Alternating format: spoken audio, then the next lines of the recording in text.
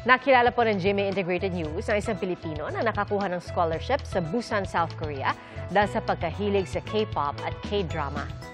Saksi si Bernadette Reyes. 한국은 너무 아름다워서 우리 여기서 만나자.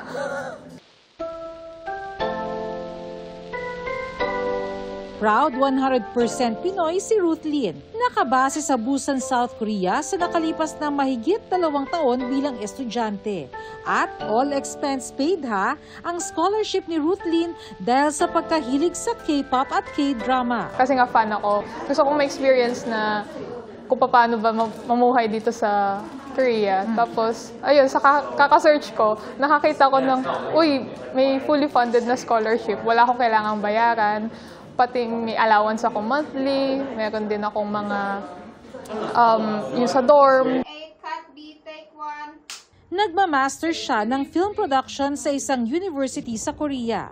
Bata pa lang daw, hilig na ni Ruth Lin magsulat ng kwento at sa pamamagitan ng fully funded na scholarship, natututunan niya ang best practices ikanga ng mga Koreans pagdating sa production ng K-drama at Korean movies. Makikita mo din kung paano sila gumawa, especially ako sa production ngayon. Paano mag-isip yung mga writers, yung mga professors. Nakikita mo ngayon kung ano yung difference from the Philippines and Korea. So, ikaw na ngayon yung parang magiging bridge in a way. Ayon sa Department of Foreign Affairs, umaabot sa 70,000 ang bilang ng mga Pilipino na naririto sa South Korea. Dumaan rin daw sa adjustment period si Ruth Lin. Pero sa tulong ng Pinoy scholar sa Korea, naging mas madali daw ang bagong buhay. Kaya tumutulong naman si Ruth Lin sa kapwa Pinoy na nais mamuhay o mag-aral sa Korea sa pamamagitan ng kanyang K-vlogs. Ang kailangan nyo talagang i-prepare doon is yung essay. Kasi doon sila usually nagbe-base kung tatanggapin ka. Dahil sa Pinas, ang ginagawa ko din before is nag-photographer po ako sa mga concerts, sa mga K-pop concerts. Nagsusulat din ako ng articles sa mga websites, sa mga magazines. So, I think advantage din siya. And at the same time, parang lahat ng extracurricular activities ko is related sa Korea. Lagi rin nakakadalo si Ruth Lin sa events at concerts ng mga paborito niyang Korean artists, kabilang na ang Super Junior, Day 6 at 17. Sino naman kaya itong opa na nagpakilig kay Ruth Lin? Si Lee Chaemin.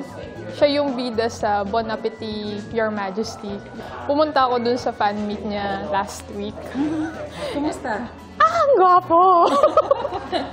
Pwedeng kiligin. Ayun, tapos may high-buy session.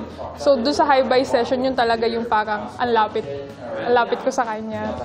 K-pop 좋아하면, K-pop, K-drama 좋아하면 한국 꼭 가야 해요. 네, 감사합니다. Para sa GMA Integrated News, Bernadette Reyes ang inyong saksi. Mga kapuso, maging una sa saksi. Mag-subscribe sa GMA Integrated News sa YouTube para sa iba't ibang balita.